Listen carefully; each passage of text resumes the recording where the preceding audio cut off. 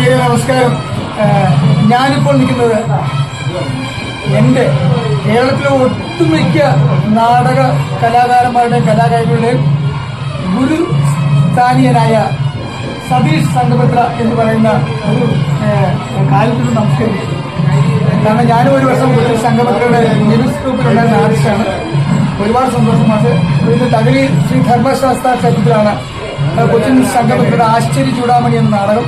അപ്പോൾ മാഷിനെ കാണാനും ഇതിന്റെ കലാകാരന്മാരെ കാണാനും നാടകം കാണാനും ഒന്നുകൂടി ഭാഗ്യം ശ്രദ്ധിച്ചു. വർഷങ്ങൾക്ക് ശേഷം ഒരുപാട് നന്ദി പറയാണ്. മാഷിനെ എന്തെങ്കിലും പറഞ്ഞെങ്കിൽ പ്രേക്ഷകർക്ക് പറഞ്ഞെങ്കിൽ പറയാം. സത്യം പറയുന്ന കലയാണല്ലോ നാടകം. അതുകൊണ്ടായിരിക്കാം നാടകത്തിന് ചെറിയ അപജയം സംഭവിച്ചു.